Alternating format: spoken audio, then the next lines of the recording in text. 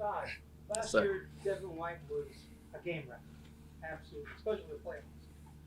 This year his numbers are a little bit down, same time period, 6 games. Is that just as simple as teams are trying to avoid him, or are you using him differently to make up for all the injuries that maybe he's not always in a position to make an impact? a little of both. With a lot of injuries, we're kind of using him different ways and asking him to do different things. And right now, we're asking other people to be impactful. He's probably doing more covering and more leading and dropping and that in terms of those type of things. But he's doing everything we're asking him to do, and he's playing fine. Todd, how much have you reminded your defensive line that they let up a 100-yard rushing last week? I don't need to remind them. The film speaks for itself. We just try to get better every week and work on the little things, even though it happened late in the game. We can't let that happen from a coaching as far as calling the game and as far as them making plays playing the game. So we work at it every week.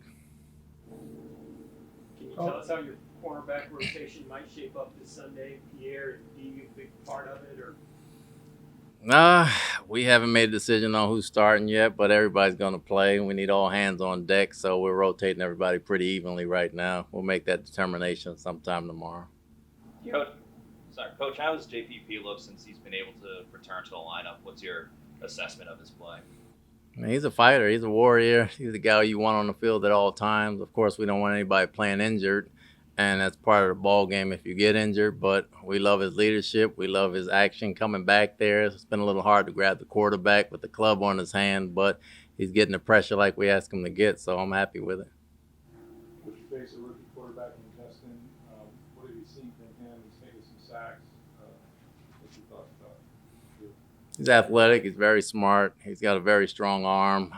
He's a good leader. I mean, he's played for Ohio State, great program. He's playing for the Bears now.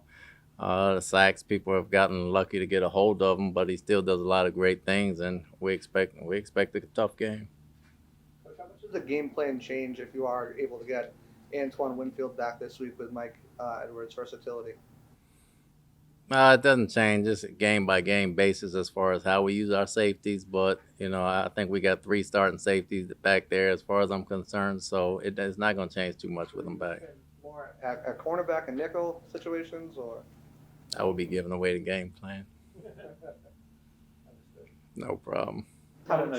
You don't look at other defenses that much. But when you think about Chicago and having Mack, having Hicks, having Quinn, where does that, think about defensive fronts, where does that stand for you? Is that right? Again, I haven't watched them all this year, but all great players. They've always had a tough defense going back for years now, so it's not anything less. They get after it on that side of the ball. I have a lot of admiration for guys like that, especially their safeties, but they do a good job over there. Coach, Chicago's offensive line allows a lot of sacks this season. Are you expecting to blitz them to get some sacks? Probably would be the Shaq Barrett's show next Sunday. We're going to play our game. We don't expect it to be Shaq's show or anybody else's show. We got everybody going to do their job, and if they're running the ball on us, we can't rush the passer. If we get up and get a lead, we probably can rush the passer some. So, like I said, they beat us last year. They're a tough bunch. They know what to expect from us. We know what to expect from them. We just got to execute. How much does it help guys with their discipline on defense and staying in the gaps? Having faced Jalen Hurts and now facing another guy who's probably faster than Justin Fields.